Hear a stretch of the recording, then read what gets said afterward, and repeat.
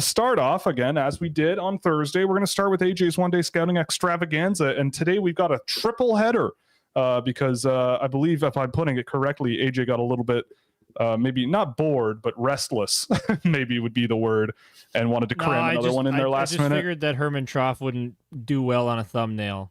So okay. We went through Herman Trough, Zayne, Parekh, and Cole Eiserman. Some real heaters in there. I didn't know about that. So AJ, where do you want to start? Let's start with what you want to do. Where do you want to go first? Let's go in order. So I watched Trough first, and he is a guy. Like, he's good, just a solid energy player that he's intense. I kind of thought it was hilarious that he had like this really short teammate that was taking a lot of draws for a lot of the time. And there's a lot of really short players on that team. Yeah, it's the Swiss guy. Yeah, Reber. Yeah. Jamiro Reber. He's pretty fun. He's fun, but he kept losing all the draws, and then they finally just said, Trough, you're taking all the draws, and then he won all of them. Yeah, that checks out. Yeah, that he's off of the course. He's a big, strong boy, moves the puck well, and like just solid. I don't think he's particularly like super special, but he's a solid player that I think is decent. Like, there's not a lot I could say about him, so that's part of the reason why I thought at the end of the day, let's add another player to this list, because like I don't think there's a whole lot more beyond that. Right. He's just solid. Yeah, that's my read as well on him. Yeah, pretty much. I think he shows more of like what he could be in the NHL, in the SHL. I don't know what level did you watch him at? It was a junior game because Reber was playing, right? Yeah. But he basically, that's kind of what he really leans into. Just go play hard, play physical, make some good plays here and there.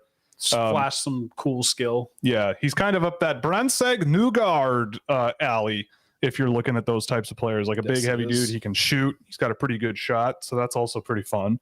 But yeah, I mean, Herman Trough, I agree. I mean, he's a guy who for me is like top end of the second round-ish, top to middle second round. I don't know about you. He's been kind of stapled in like my 40 to 55-ish for the most part of the year. Yeah.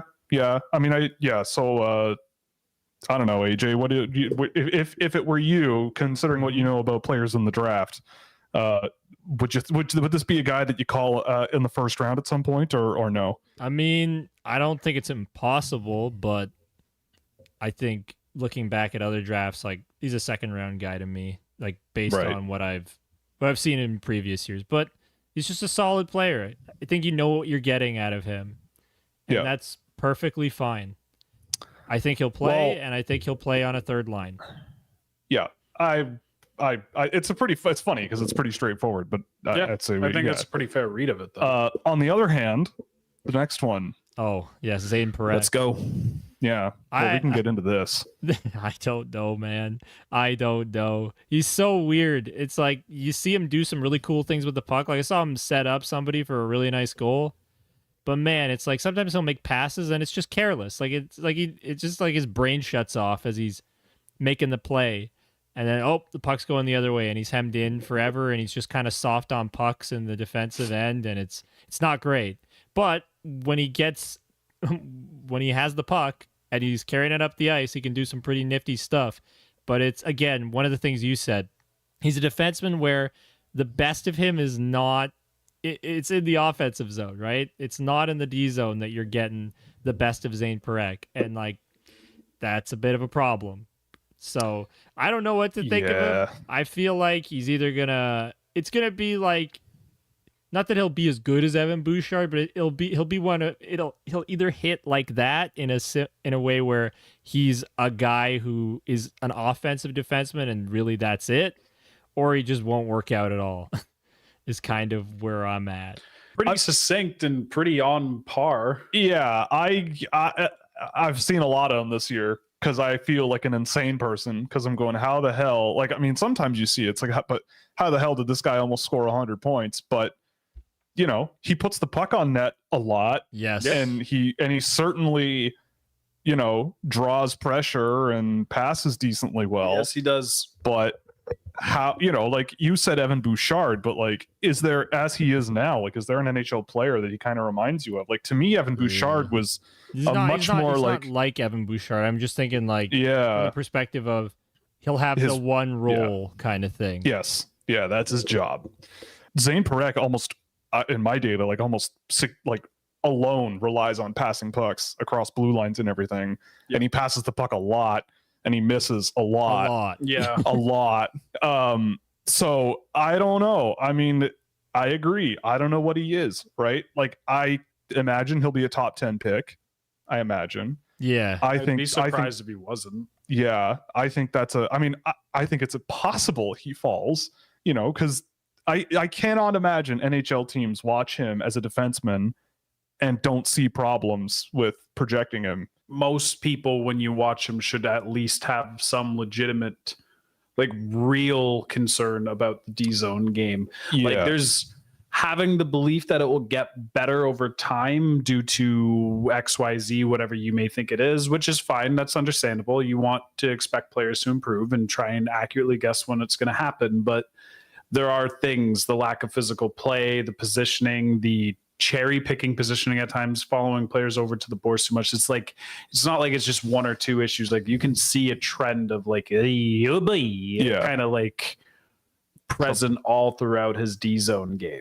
Yeah. It's without the feet to like really make up for it against elite NHL skaters too. Because especially if he's supposed to be a top 4 guy, like, you ain't facing anybody but elite NHL skaters, or at least good ones, right? Like, where is it going to come from? Yeah, I think that's the billion dollar question with him. I agree. Zayne Parekh is $1 billion. He'll be a billionaire industry. one day, but I don't know. I mean, because I have no idea what to think of him. Who knows? He shoots it from the point a lot and he scores a lot of points. So and he does have some unbelievable vision at times. that is true. Yeah. Like, some of the most insane passes I've seen came off of his stick this year. Yeah, for sure. Yeah. It's just about I won't finding dispute that. It's just about creating a role for him where he's going to be successful. And how do you do that? Yeah.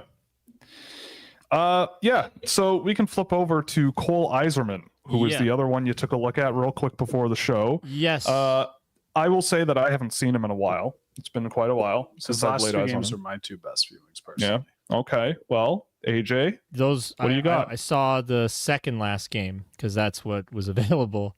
And he looked pretty decent at times. Like, he's skilled for sure and decent passer too. Like, I saw him throw a puck from behind the net and like get it right into the slot.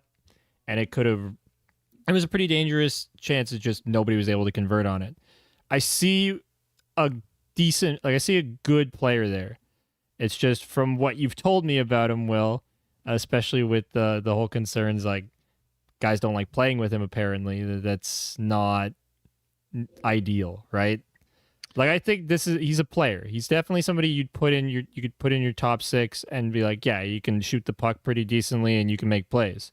Like, he does have some of that like red mist moments. You saw him barrel into a goaltender. Yes, he ran a goalie. It was pretty nice. I saw him like try to flying elbow a guy and miss. Oh, that was an insane clip. Yeah, and I've seen him chase hits that he had zero business chasing. Yeah, like he was quite literally 2 to 3 strides away from making it, and he still was like, "I'm going for it," and misses. And it's like, come on, man. Yeah. So now you just look like a clown. I do agree though with AJ though that like the passing is better than people kind of lead on. I think he's some of his passing, and my 2 most recent games, it's all been the passing, and not only like it's been an elite strength, I would argue, in these games because of how well he's finding his little pockets of space, and he knows how people are going to adjust when he gets the puck, because everyone's going to clog a shooting lane. So it opens, someone's weight is leaning towards the net, towards the shot lane, and away from where he's going to pass it. And he's gotten better at recognizing how to capitalize on these, corralling pucks into shooting motions and changing the angle for a pass. Yeah. Like, he's doing a lot of stuff like this really well.